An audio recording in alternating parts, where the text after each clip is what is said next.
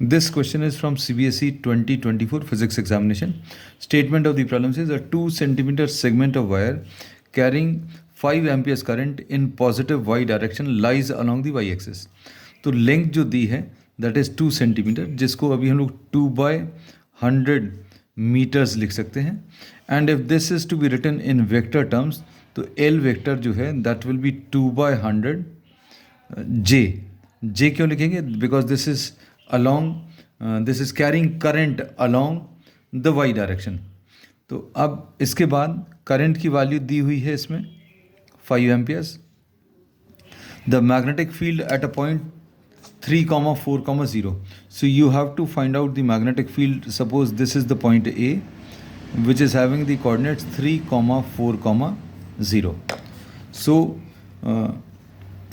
the r vector जो है that is the vector joining the small element to the point at which magnetic field is to be found out. R vector जो है कैसे निकालेंगे? R vector is found by joining the small element to the point at which magnetic field is to be found out. इसके कारण magnetic field निकालना है, इस point पर निकालना है, इन दोनों को ज्वाइन करेंगे, आर वेक्टर आ गया. तो अब R vector will be given by O A vector, and this OA will be position vector of A minus position vector of O. अब position vector of A कितना आ जाएगा? 3i plus 4j and plus 0k. O is what? The origin. तो ये कितना आ जाएगा? 0i plus 0j and plus 0k. इसको अगर आप सिंप्लीफाई करेंगे तो ये कितना आ जाएगा? 3i plus 4j. This is the R vector. अब इसके बाद the magnitude of R, this is represented by suppose small R, this is under root of I के साथ जो नंबर है उसको स्क्वायर कर दो, जे के साथ जो नंबर है उसको स्क्वायर कर दो. तो ये सॉल्व करने पर 9 + 16 √25 मतलब आर की वैल्यू 5 आ जाएगी. अब इसके बाद हमें मैग्नेटिक फील्ड जो बतानी है, तो मैग्नेटिक फील्ड का फार्मूला यूज जो होगा that is B = μ0I dl cross r upon 4π r³.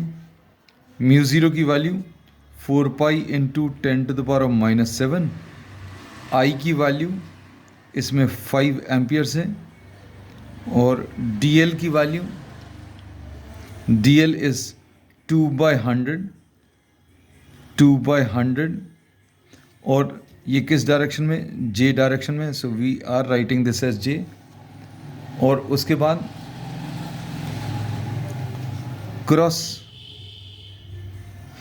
Are की वैल्यू कितनी है? 3i + 4j.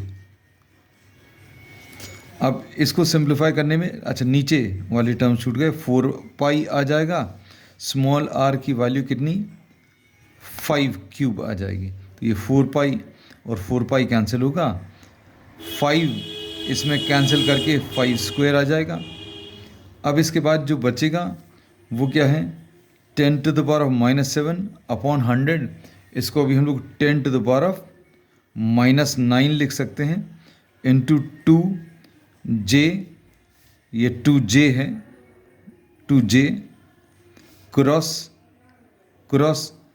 3i + 4j ऐसा लिख सकते हैं, और नीचे कितना? 5² आ जाएगा, 5². अब इसमें फर्दर सिंप्लीफिकेशन पर 10⁻⁻9 है इंटू 2 3 = 6 j क्रॉस i आएगा, प्लस 8 j क्रॉस j आएगा, डिवाइडेड बाय 25.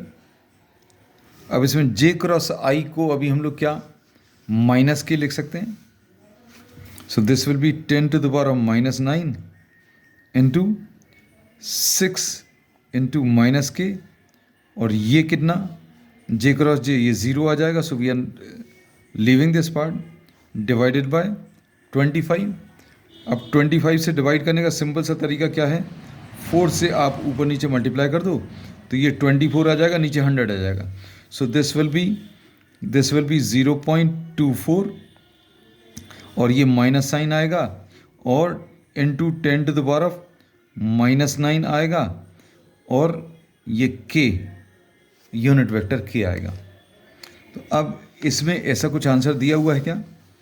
तो -0.2, अच्छा नैनो टेस्ला में दिया है, NT दिया है, so this will be written as -0.24 nano tesla and K, and this I think is given in option